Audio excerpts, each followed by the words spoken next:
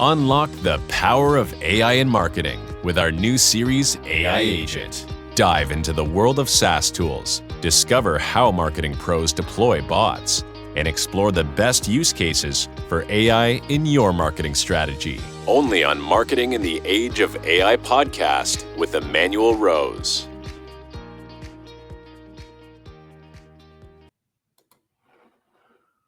Well, thanks for tuning in today as we continue to dig into automations, agents, bots, and hopefully at some point agentic AI, but that's a little bit still in the future. We're going to talk today with Erica Stanley, who is a dynamic force in the world of marketing. And let's see. With a rich background in blending creativity and analytics, Erica has made significant strides in helping businesses navigate the complexities of modern marketing strategies. Her expertise lies in harnessing data-driven insights to foster authentic connections between brands and audiences. Join me today as I explore Erica's innovative approaches to AI and marketing. Erica, thank you so much for spending some time with me today. Thank you so much for having me. I'm happy to be here. Well, so let's see. I'm excited to hear about how you, as a marketer, are leveraging some of these automations. And I just kind of lump this all together as one thing. You know, Make.com, while it may not be AI driven, is still an automation that saves us time, all the way through to some of these things like Crew AI, where you're building these bots and very, very complicated workflows. But how are you implementing automation in the work that you're doing as the agency owner and the creative? Yeah, so to get started, so what I do is I am creating, excuse me. So I work with small business owners, primarily women-owned businesses, to create their brands, websites, and then implement AI strategies with them and for them. So in the process of, over the last 2 years or so, in the process of creating these brands and websites, one of the things I noticed was that the business owners I was talking to, they had really good brand standards after we were done.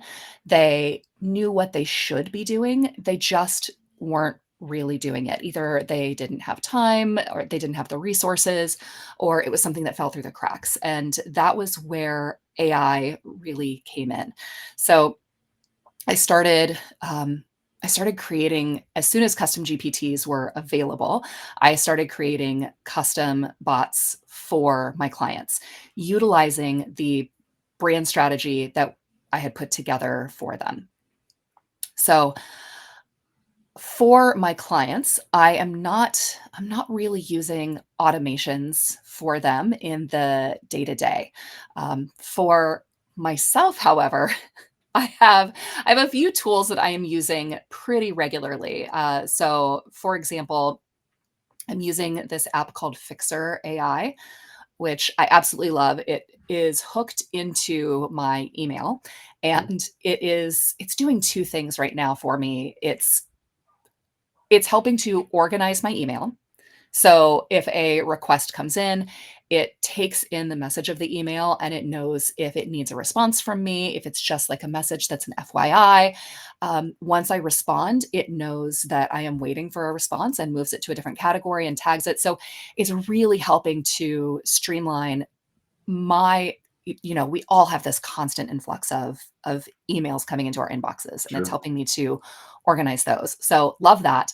The ones that need my response, it has sat in now on a bunch of my Zoom meetings. It knows my tone of voice. It has learned my voice. It is learning through the responses that I send out to people, and now will help pre-draft a response email for me. So if it's a request for a meeting, it automatically drafts a response with my meeting request link. So that, oh gosh, that has saved me hours, and I absolutely love it. So I would say that's probably the number one AI automation tool I'm using right now. Yeah, that's pretty cool that it is building the warehouse of of your responses and then drawing on that in order to respond for you. Yeah. Yeah. Well, that's interesting. So, are you a Chat GPT person, or which of the LLMs have you focused your attention onto? Right now, I'm primarily using ChatGPT. It feels like, since the LLMs became more a part of our daily lives, it feels like they have flipped back and forth. So Bing was doing great things for a while, and then ChatGPT, and then Claude jumped in, and they keep going back and forth with all of their updates. Right now, I'm all in on ChatGPT. It feels like OpenAI has done a really good job of staying on top of user requests, and has made improvements. Their new O3 Mini and the advanced reasoning is phenomenal. The responses I'm getting out of it are just so in depth. And the fact that you can see its reasoning as it's providing responses to you Right. is also really cool, because if there's a gap in its reasoning, if it interpreted something the wrong way, you can now see exactly where it went wrong and correct that, and it will correct its response for you in a much more transparent way. Whereas before we were kind of just guessing, where did you get that? Why did you think that? Right. Now you can see all of the reasoning behind it. So that's been great. They also released a few months ago, they released projects with folders, which Yep. is, gosh, that has been incredible. Being able to organize all of those chats, um, and to use them as then source documents for uh, additional chats. So I hear a lot of times that people are training their GPT over months. No, you are not. No, you're not. People think that they are training ChatGPT over months.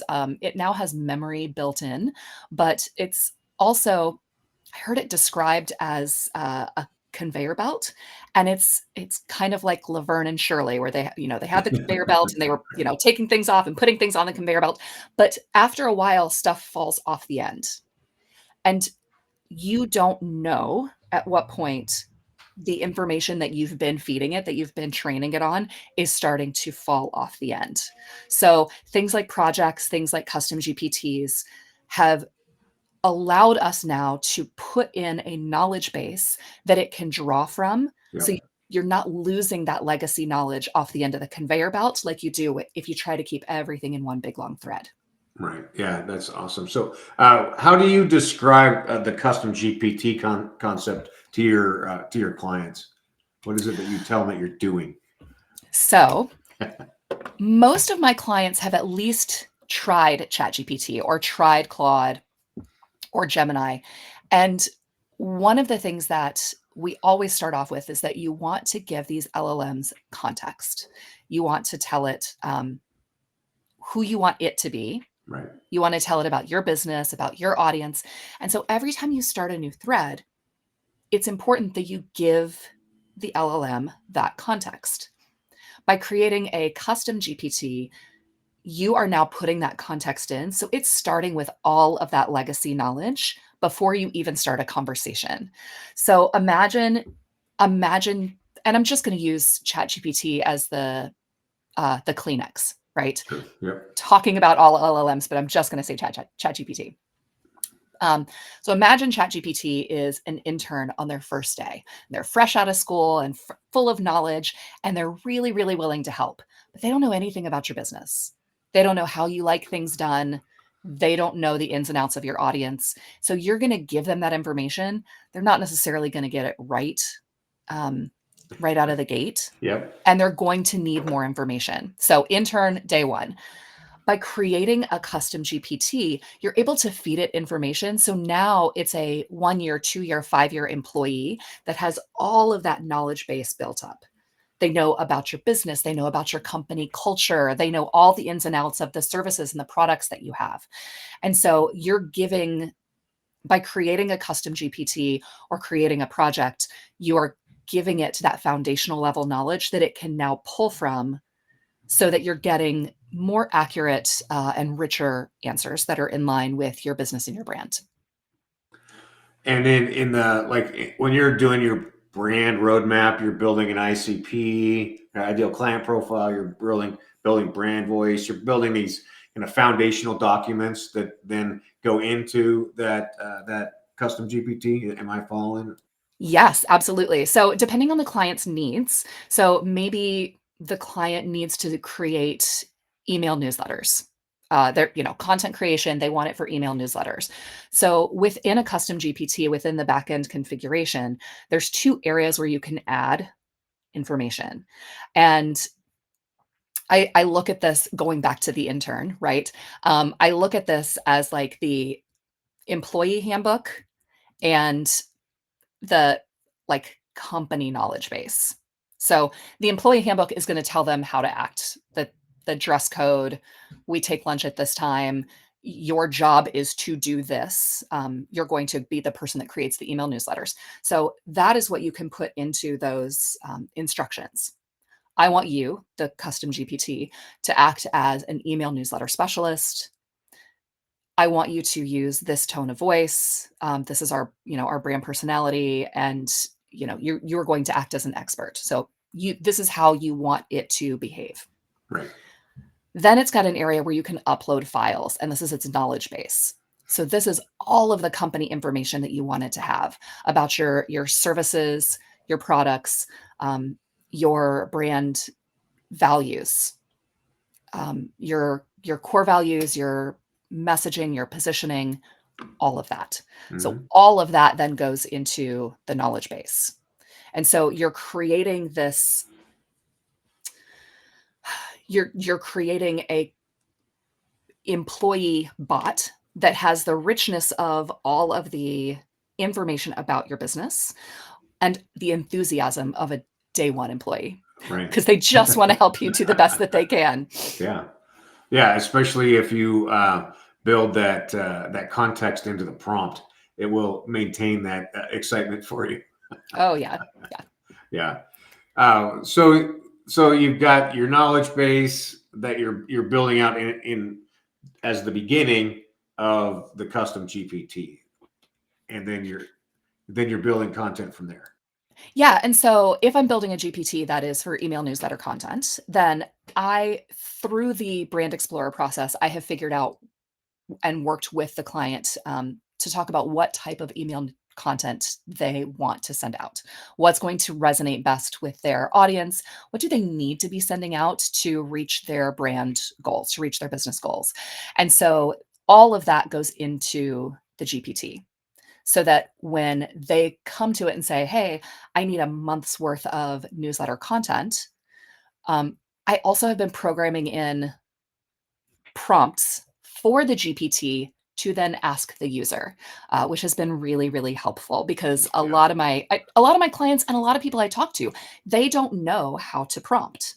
So I'm prompting the How would they? GPT to ask them. Right. So I love that. the email newsletter one, for example, will ask them, do you have any launches coming up? Are there any special products or services that you want to promote for this upcoming month? So we'll ask them questions like that. The way an account manager would ask them if they were working with an agency. Exactly. Yeah. So it can help them pre-build the foundation of the campaign before it even starts working on creating the content itself. Yeah. Love it.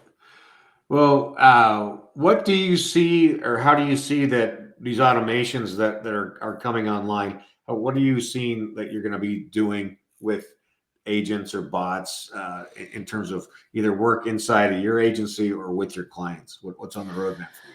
Oh gosh, so I really am excited about Agentic AI, and I know that there are, you mentioned solutions like make.com.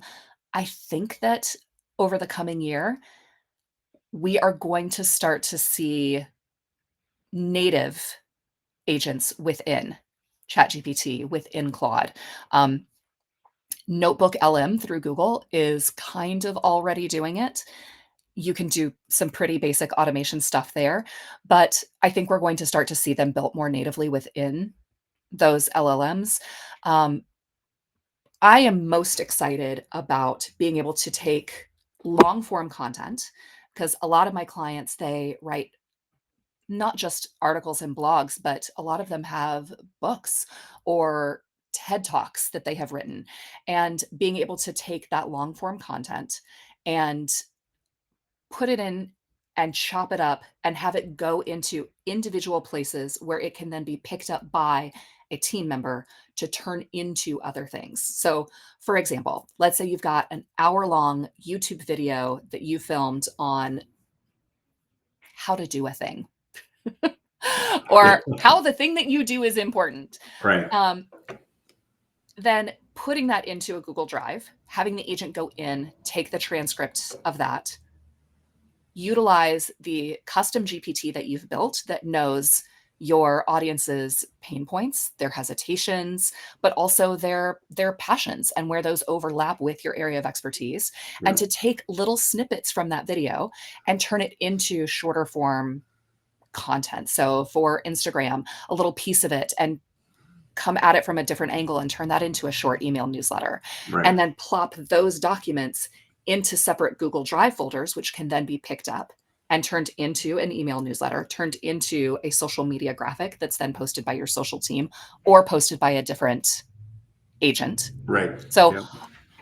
all of those things. And I know Zapier is being utilized for things like this as well. I know make.com.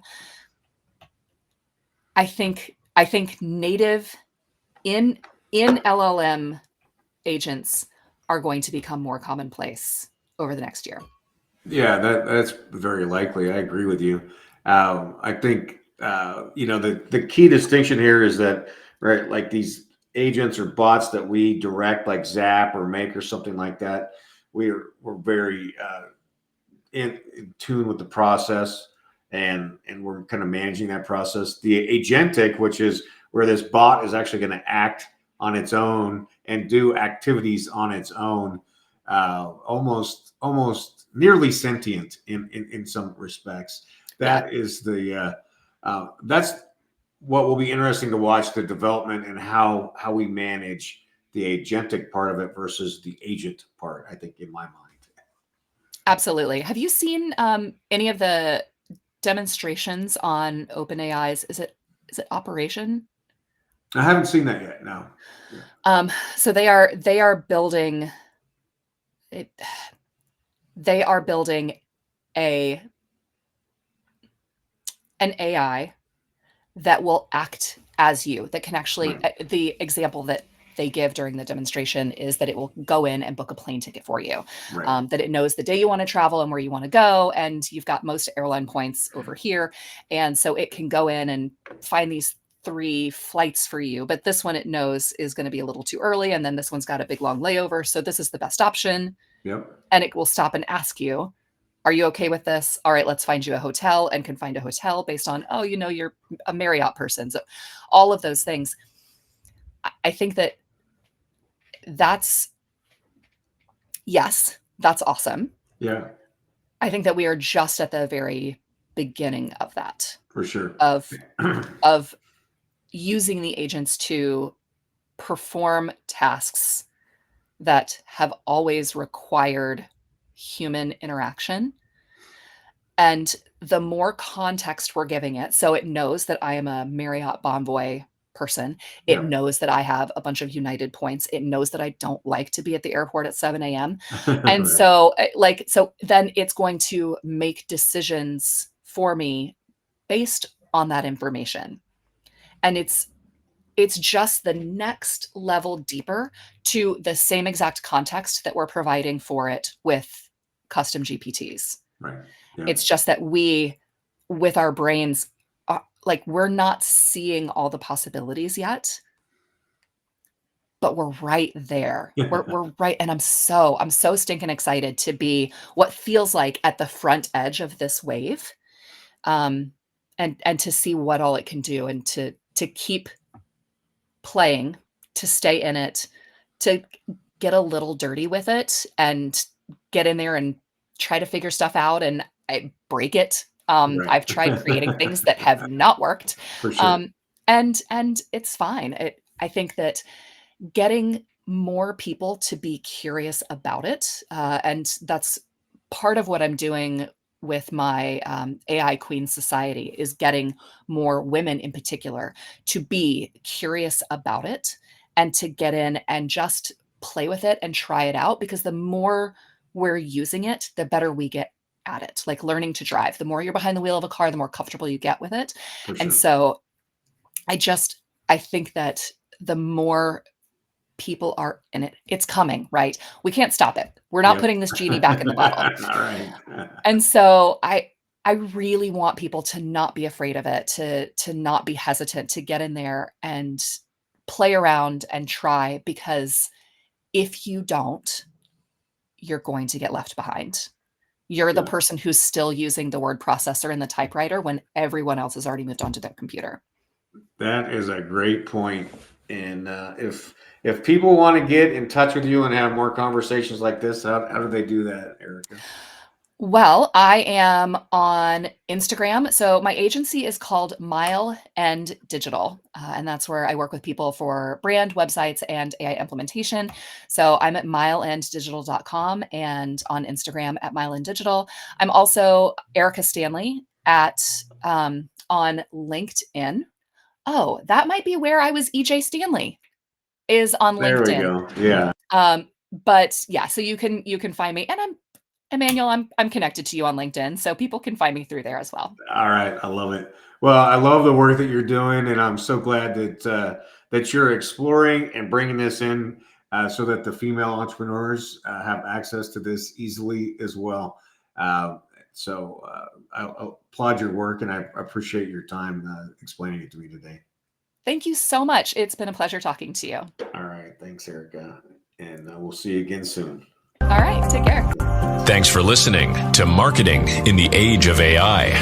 Be sure to subscribe wherever you heard this podcast so you never miss a future episode. Your copy of Authentic Marketing in the Age of AI is available at Amazon.com or EmanuelRose.com. You can also connect with Emanuel on LinkedIn. Thanks again for listening, and we'll see you next time.